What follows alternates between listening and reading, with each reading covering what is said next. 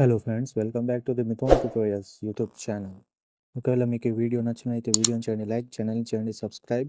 ఈ వీడియోని మీ ఫ్రెండ్స్తో పాటు షేర్ చేయండి. ఇవాళ మనం ఈ వీడియోలో టీఎస్ ఐసెట్ 2024 సిలబస్ ప్యాటర్న్ మనం ఈ వీడియోలో చూడబోతున్నాం.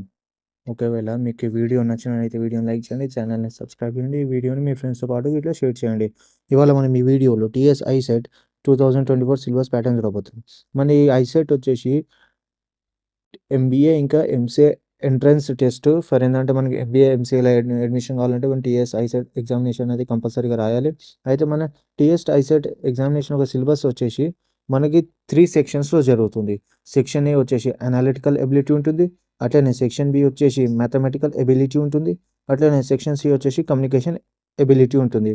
అయితే మన ఎగ్జామినేషన్ వచ్చేసి 200 క్వశ్చన్స్ ఉంటుంది ఫ్రెండ్స్. మన ఎగ్జామినేషన్ వచ్చేసి 200 క్వశ్చన్స్ ఉంటుంది. ఇంకా మనకి 200 మార్క్స్ ఇవ్వబడుతుంది. అంటే each question carries each marks. 200 క్వశ్చన్స్కి 200 మార్క్స్ ఉంటుంది ఫ్రెండ్స్. ఇంకా మనకి దీంట్లో నెగిటివ్ మార్కింగ్ ఏం లేదు ఫ్రెండ్స్. ఇంకా మన టైం వచ్చేసి 150 మినిట్స్ అనేది మనకి ఇస్తారు. మళ్ళీ ఇంకోసారి చెప్తున్నాను వినండి ఫ్రెండ్స్, టైం వచ్చేసి మనకి 150 మినిట్స్ ఇస్తారు. 200 మార్క్స్ ఉంటుంది, 200 క్వశ్చన్స్ ఉంటుంది. Each question carries 1 mark. అదే మనకి ఎగ్జామినేషన్ అనేది 3 సెక్షన్స్లో జరుగుతుంది. సెక్షన్ ఏ వచ్చేసి 75 మార్క్స్ ఉంటుంది, అట్లనే సెక్షన్ బి వచ్చేసి ఇట్లా 75 మార్క్స్ ఉంటుంది. అదే మన సెక్షన్ సి వచ్చేసి చూసుకుంటే ఆ సెక్షన్ వచ్చేసి మనకి 50 మార్క్స్ ఉంటుంది. అయితే మన సెక్షన్ ఏ వచ్చేసి అనాలిటికల్ ఎబిలిటీలో డేటా సఫిషియన్సీ, ప్రాబ్లమ్ సాల్వింగ్ ఈ 2 వస్తుంది ఫ్రెండ్స్ మనకి.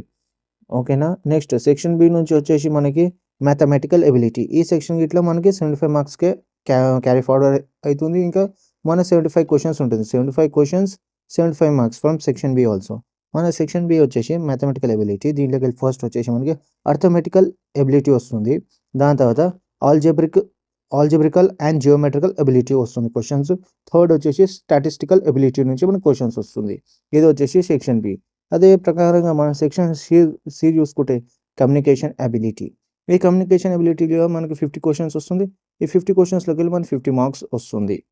అయితే మనం ఇప్పుడు మన ఫస్ట్ సెక్షన్లో వచ్చి చూసుకుంటే 75 క్వశ్చన్స్ 75 మార్క్స్. ఫస్ట్ సెక్షన్ మనకు వచ్చేసి అంటే సెక్షన్ ఏ వచ్చేసి అనాలిటికల్ ఎబిలిటీ ఉంటుంది.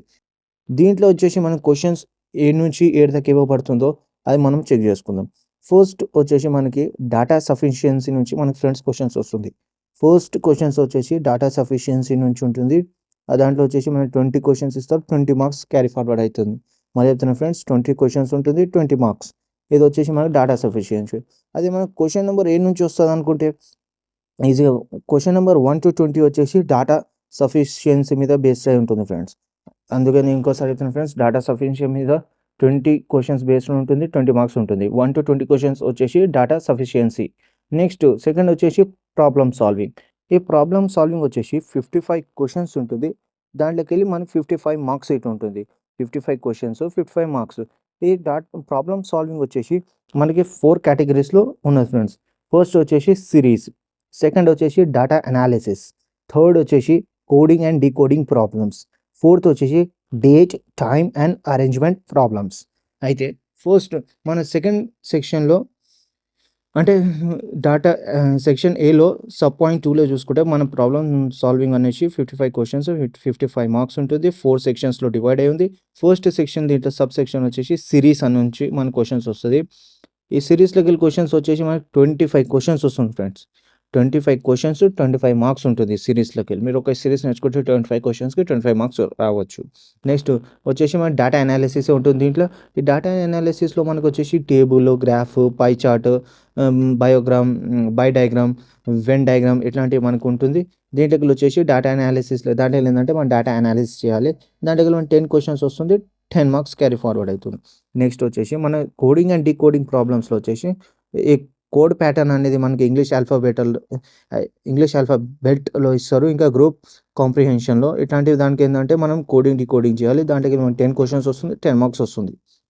అదే ఫోర్త్ వచ్చి date, time and arrangement problems. అంటే మనకి అలా డేట్, టైం ఇస్తారు, దాన్ని ఒక మనం అరేంజ్మెంట్ చేయాలి.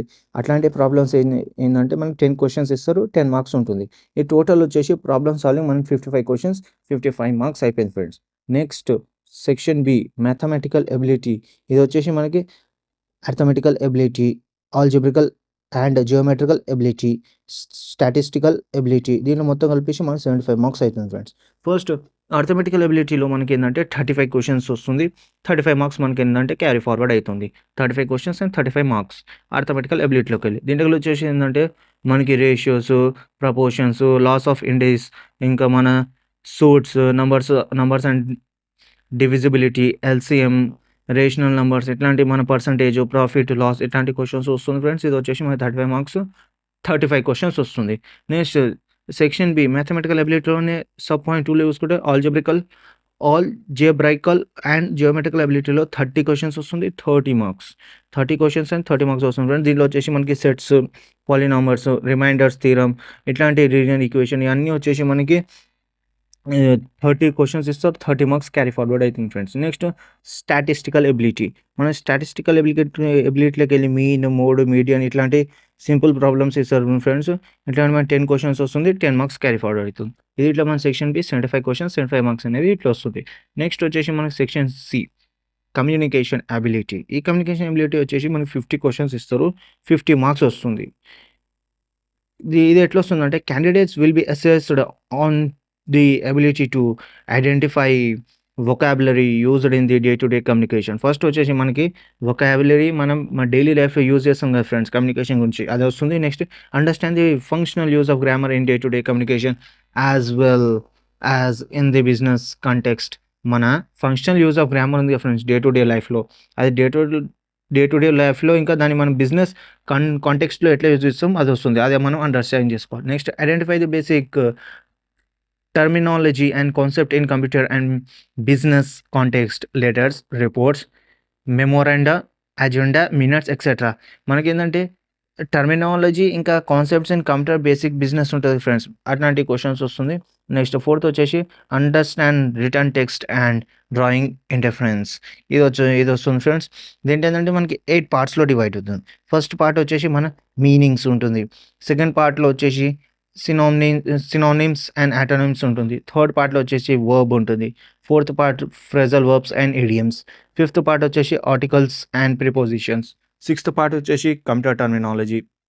సెవెంత్ పార్ట్ వచ్చేసి బిజినెస్ టర్మినాలజీ. ఎయిత్ పార్ట్ వచ్చేసి కాంప్రిహెన్షన్. 3 ప్యాసేజ్ ఉంటుంది. ఈచ్ ప్యాసేజ్ క్యారీస్ 5 మార్క్స్ ఉంటుంది. ఇది వచ్చేసి మన 50 క్వశ్చన్స్కి 50 మార్క్స్ ఉంటుంది. సెక్షన్ సి నుంచి కమ్యూనికేషన్ అబిలిటీ టోటల్ 3 సెక్షన్స్ నుంచి మనకి 200 మార్క్స్ ఉంటుంది ఫ్రెండ్స్. 200 మార్క్స్ 200 క్వశ్చన్స్ ఉంటుంది. మన టైం అనేది 1 hour 50 minutes ఉంటుంది. ఇది వచ్చేసి మనం టీఎస్ 2020 సిలబస్ ఇంకా మన డీటెయిల్డ్ వెయిటేజ్ సబ్జెక్ట్ వైజ్ ఎంత ఉంటుంది అంటే మన సబ్ టాపిక్ వైజ్ అంతా చూసుకున్నాం. ఒకవేళ మీకు వీడియో నచ్చినది వీడియో లైక్ చేయండి, ఛానల్ సబ్స్క్రైబ్ చేయండి, వీడియో మీ ఫ్రెండ్స్తో షేర్ చేయండి. కలదు నెక్స్ట్ వీడియోలో. By by.